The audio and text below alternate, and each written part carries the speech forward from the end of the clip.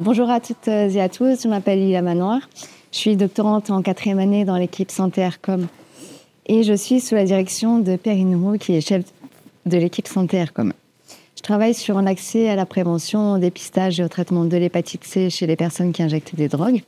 Et pour cela, j'ai mobilisé plusieurs approches, qualitatives, quantitatives et mixtes. Avant de commencer ma présentation, je tenais à rappeler qu'aujourd'hui, c'est la journée des droits des femmes et que je suis solidaire avec le mouvement actuel. Et j'ai donc le plaisir de vous présenter les résultats du projet BALADS, qui est un projet de recherche qualitative que j'ai écrit pendant ma thèse. Ce projet s'inscrit dans un contexte où, en France, malgré des améliorations en termes de nouveaux moyens de dépistage et de nouveaux traitements contre l'hépatite C, qui ont révolutionné la prise en charge des patients et des patientes, l'hépatite C concerne encore majoritairement les personnes qui injectent des drogues. En effet, d'après les dernières données disponibles chez les personnes qui injectent des drogues, les prévalences de l'hépatite C sont encore élevées. Et d'après les données de l'enquête ENA-CARUD, qui recense les profils des personnes reçues en CARUD, qui sont des centres d'accueil pour personnes utilisatrices de drogue, le recours au dépistage de l'hépatite C est encore insuffisant. 8% des personnes utilisatrices de drogue n'ont jamais fait de dépistage au cours de leur vie, et seulement la moitié d'entre elles ont déclaré le faire régulièrement.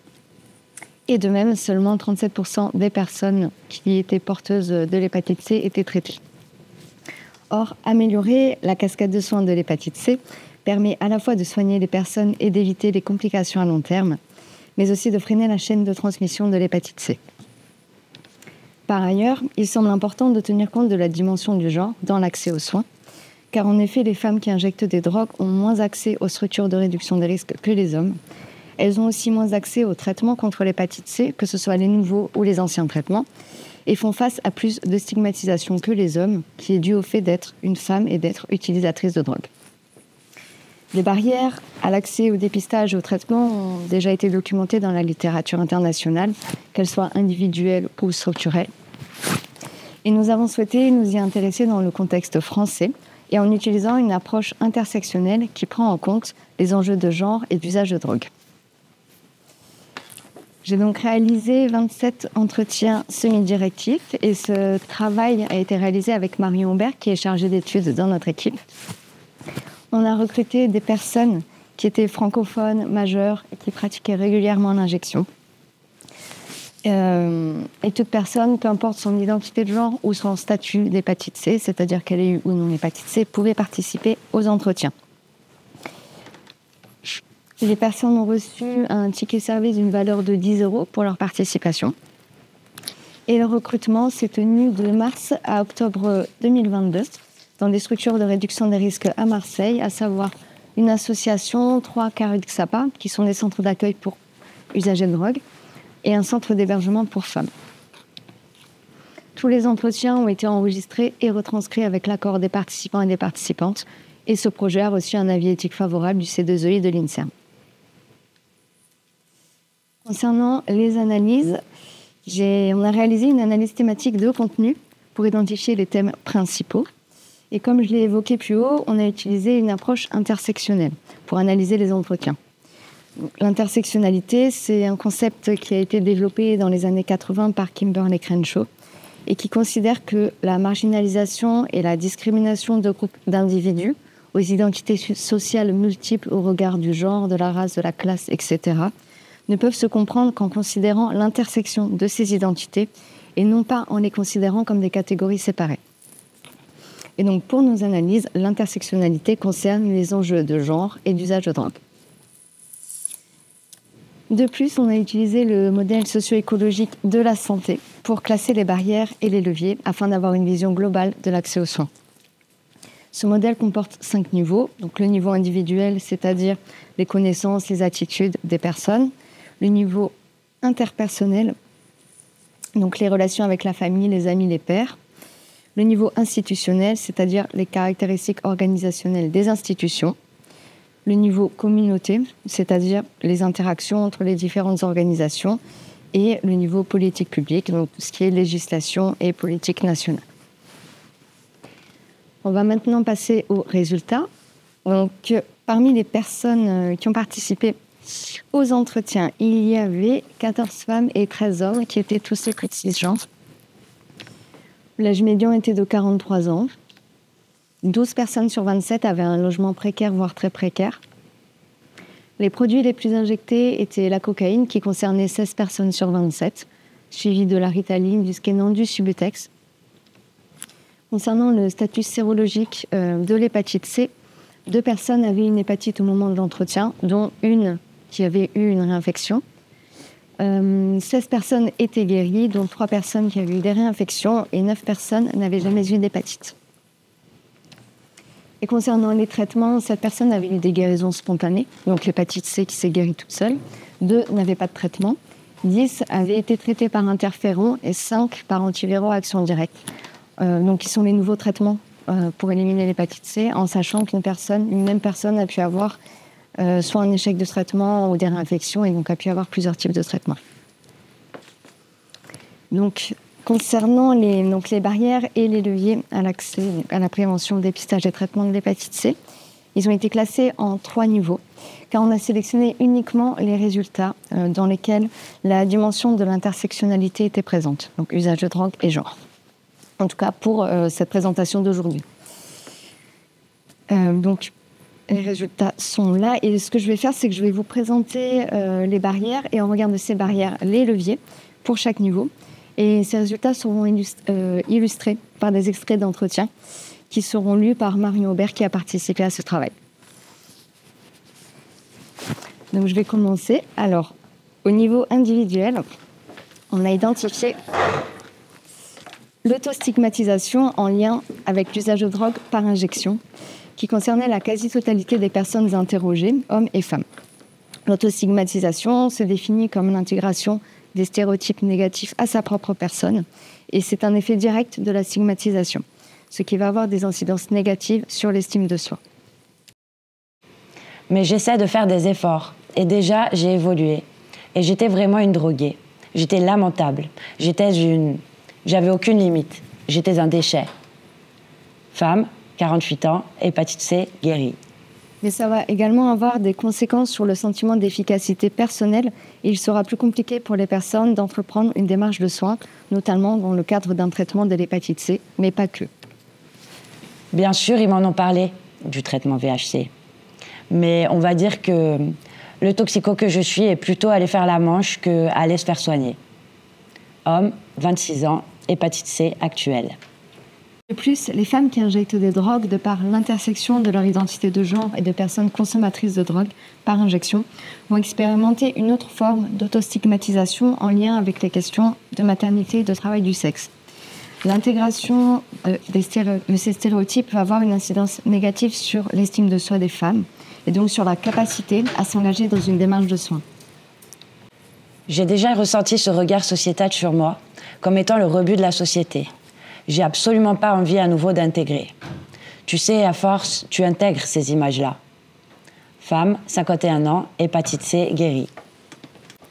Au niveau interpersonnel, les femmes ont expliqué avoir eu des interactions négatives avec les hommes lors d'accueil collectif dans les structures de réduction des risques, comme des comportements déplacés, ce qui a généré un sentiment de malaise, voire d'insécurité, et qui les ont poussées à changer de structure. Avant, j'allais dans une petite association. Mais là, il y avait beaucoup de consommateurs de la rue qui étaient autour. Et là, je me faisais un peu emmerder. Bon, ils n'ont pas été violents, tu vois, mais c'était juste lourd. Femme, 29 ans, jamais d'hépatite C. Également, comme frein, on a identifié la stigmatisation perçue de la part de l'entourage familial, amical, qu'il soit consommateur ou non consommateur de drogue. L'usage de drogue par injection est mal vu. Les personnes qui injectent des drogues se sentent jugées, voire carrément exclues de leur entourage. Je connais des gars aussi qui, genre, ils prennent 1 gramme de coke par jour, mais en sniff, tu vois, donc eux, non, ils font pas de shoot. Non, eux, non, c'est pas des drogués. Alors que toi, tu te fais un shoot de temps en temps, et toi, tu es la pire des merdes. Homme, 42 ans, hépatite C guérie, réinfection. Par ailleurs, les femmes qui injectent des drogues vont expérimenter cette stigmatisation en lien avec le fait d'être une femme, qui se manifeste par des jugements et des remarques sexistes de la part des pères consommant des drogues. Et sur le fait que je sois une femme, moi j'ai souvent entendu « Ah, c'est dommage, parce que t'es mignonne ». Enfin, souvent des phrases de ce type, parce qu'apparemment, on peut se droguer à mort si on est moche. Femme, 35 ans, jamais d'hépatite.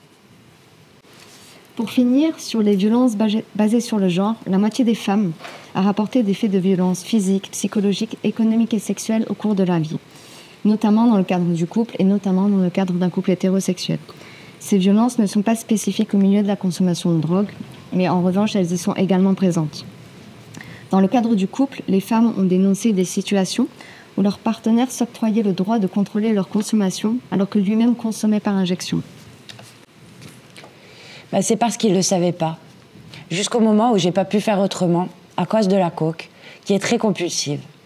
Et moi, les veines des femmes, elles sont plus fines. Du coup, ça se voyait. Du coup, j'avais attaqué les mains. Et là, ça s'est vu.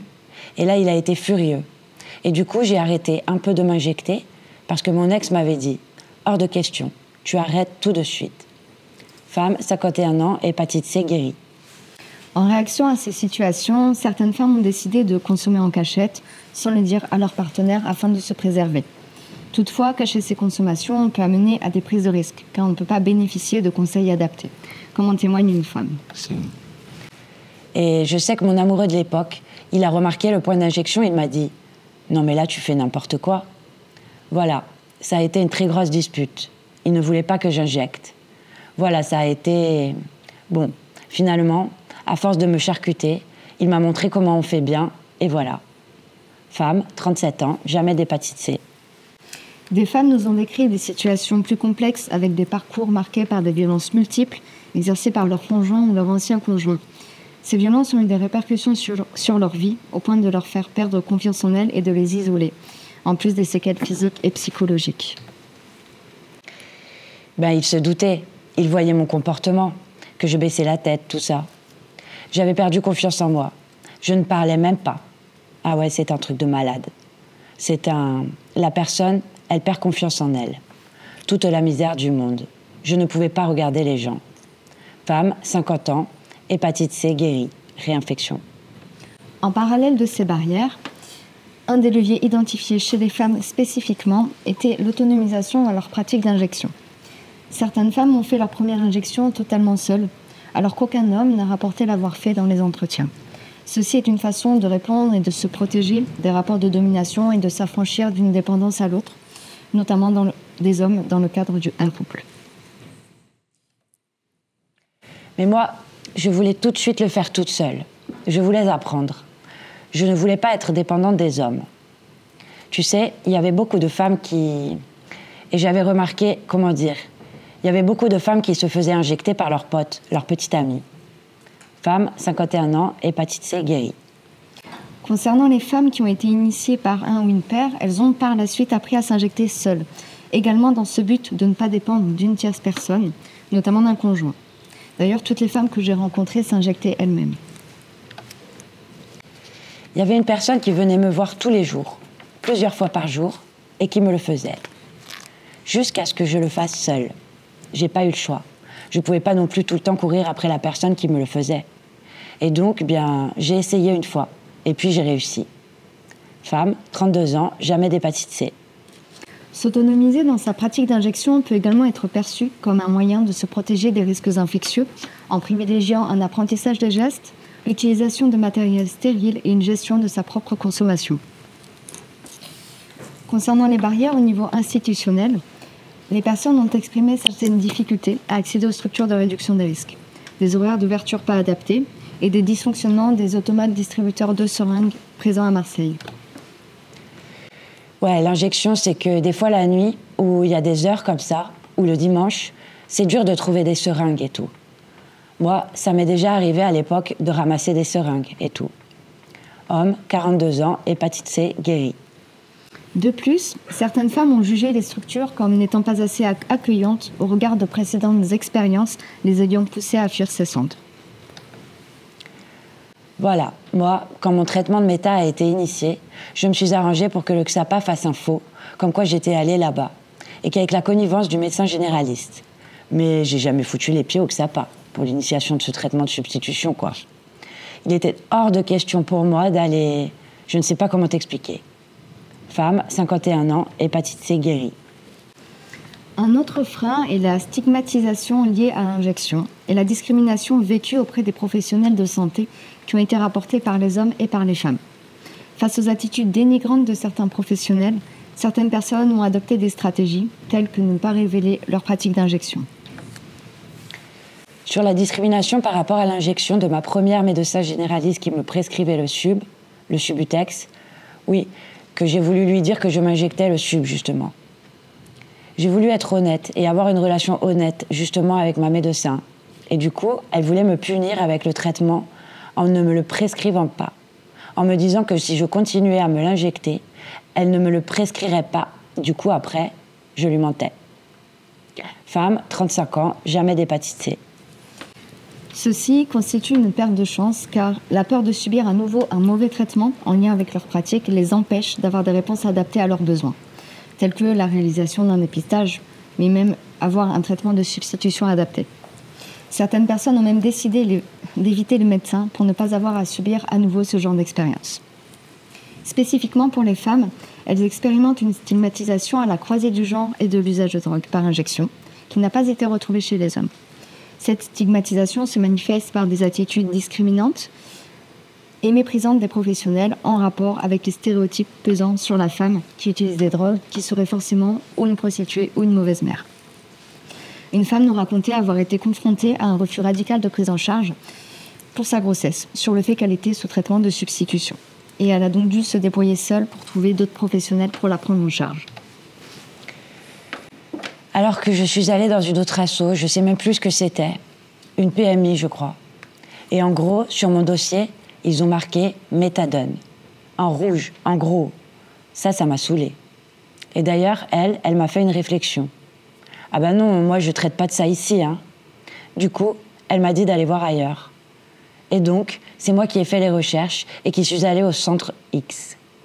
Ouais, elle m'a trop prise de haut, quoi. Femme, 32 ans, jamais d'hépatite C. Cet évitement de la stigmatisation peut aller pour certaines jusqu'à se priver de certains services disponibles par honte de leur pratique. C'est le cas d'une femme qui, en présence de son enfant et pour éviter le regard moralisateur des équipes, évite de récupérer du matériel d'injection lorsqu'elle se rend dans un centre. Je récupère soit au XAPA, mais bon, j'ai un peu honte. J'aime pas trop leur demander du matériel là-bas parce que, comme j'ai mon traitement de méta, puis des fois je suis avec ma fille et tout, j'y vais, je demande pas. Femme, 32 ans, jamais d'hépatite C. Pour finir, le levier identifié est le fait de pouvoir établir une relation de confiance avec les professionnels de santé. Ceci permet aux personnes de parler de leur pratique d'injection et de pouvoir bénéficier de conseils de réduction de risque adaptés, mais aussi aux professionnels de pouvoir leur proposer un dépistage. On m'a posé la question, est-ce que tu veux te faire tester ? Et j'ai dit ouais. Et du coup, j'ai participé au dépistage. Et au final, j'ai été testée positif. Homme, 42 ans, hépatite C, guéri. Les personnes interrogées ont de plus apprécié l'accompagnement et le soutien des professionnels pendant la durée du traitement contre l'hépatite C, surtout pour les interférons. Parce que je l'avais fait la première fois, ça m'a démoralisée, j'ai lâché. C'est le docteur Y qui suit les personnes. Et c'est un médecin spécial pour ça, là. Et il m'a relancé. Allez, faites-le, faites-le, faites-le. Et je l'ai fait. Ouais, jusqu'au bout. Ça a marché, ouais. Femme, 49 ans, hépatite C, guérie. Réinfection. Spécifiquement, les femmes ont rapporté l'importance d'une relation de confiance avec les professionnels qui permet de parler de ces pratiques sans se sentir jugée en tant que femme. Il n'y a que les femmes qui ont rapporté cette spécificité de pouvoir parler de ces pratiques en tant que femme. Alors déjà, je pouvais lui parler de mes pratiques sans avoir de jugement. Et je ne me sentais absolument pas jugée.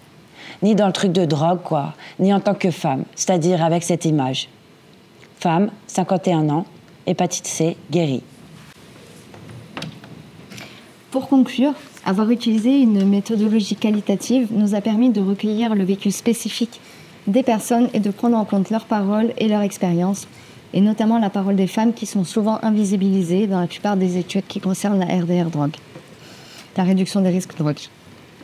Ceci nous a permis de mieux comprendre les barrières et les leviers d'accès à la prévention, au dépistage et au traitement de l'hépatite C chez les personnes qui injectent des drogues, en identifiant des spécificités liées au genre qui croisent les spécificités liées au fait d'être une personne qui injecte des drogues.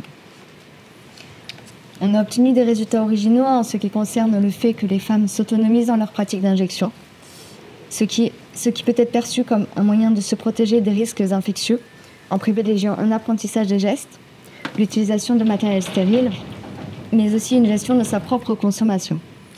Ceci est assez contradictoire avec les données qu'on retrouve classiquement dans la littérature qui présentent les femmes comme étant dépendantes de leur partenaire, c'est-à-dire plus susceptibles de se faire initier par un partenaire, plus susceptibles de se faire injecter par quelqu'un et dépendantes en ce qui concerne l'approvisionnement en produits. Ainsi, au vu des différents éléments, il semble important de favoriser le dialogue autour des pratiques d'injection entre les personnes qui injectent des drogues et les professionnels de santé en réduction des risques, addictologie et médecine de ville, et diminuer la stigmatisation, ce qui pourrait permettre d'aborder la question du dépistage de l'hépatite C, par exemple, mais aussi des questions en lien avec la santé générale. Il paraît aussi important de sensibiliser les professionnels aux discriminations fondées sur le genre dans les structures, et de manière plus globale de les sensibiliser à l'égalité homme-femme, et ainsi permettre de développer des solutions au plus près des besoins des personnes, notamment des femmes et des minorités sexuelles et de genre.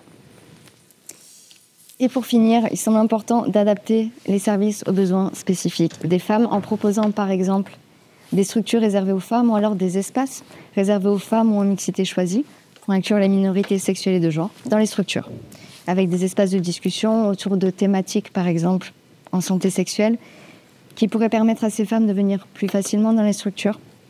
Et ce pourrait être aussi un levier pour aborder des questions plus générales autour de la santé globale, autour de l'injection et de ses pratiques, mais aussi des maladies infectieuses, par exemple l'hépatite C, mais aussi l'hépatite B, le VIH, et donc d'être une porte d'entrée vers les structures et vers le dépistage et le traitement de l'hépatite C. Merci de votre attention.